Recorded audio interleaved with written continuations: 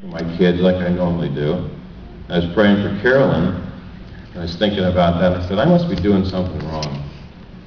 Because Carolyn, here's a woman who really desired to give herself to a man, but really hadn't found the one, that hadn't been to a place where she was at a place where it was really work coming out the way she wanted. And I said, I'm going to start praying for the guy more. I said, Lord, I just pray that he would find her, and he would find her suddenly. Now, I didn't understand when you pray things like that sometimes how it might work out. I mean, James actually wanted to get married in May. But it's just a prayer that was answered. You know, I asked God that James would see Carolyn, he wouldn't be able to forget about her, and he would see her suddenly. So if some of you thought or talked about this happening kind of quickly, it did. But it was actually an answer to prayer, so what can we say, right?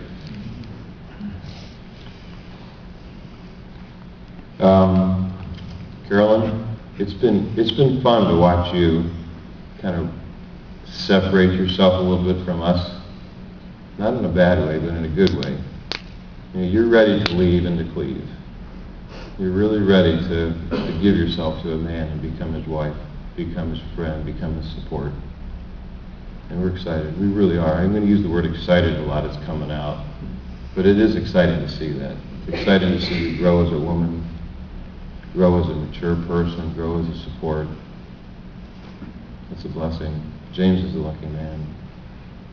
And James, you know, the time that we spent together, I've watched you continue to grow as a man, recognizing that, you know, that you have a woman now to take care of, to love, to cherish, to really watching you just adore her, which is what we want as a parent. We want someone who's going to adore our daughter. You know, and a little bit about, the Bible talks about marriage, and it uses marriage as an example for us to really understand our relationship with Christ and his desire for us. And I had a chance to go to one of the events where James was preaching or sharing his faith. And James started talking about Christ and the bride and his love for his bride and his desire to be with her. And I think kind of during the talk, he hadn't been engaged long at that time. I think he might have gotten a ring that day. And James started to talk about that. And he just started talking about, it's like my love for my fiancée. It's like my love for Carolyn. I desire to be with her. I want to be there for her. I don't want to be without her. I want to be together all the time. He got really passionate about that.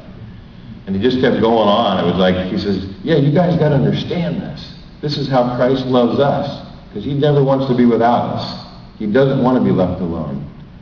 See, Christ was in a perfect place in heaven. He had perfect fellowship.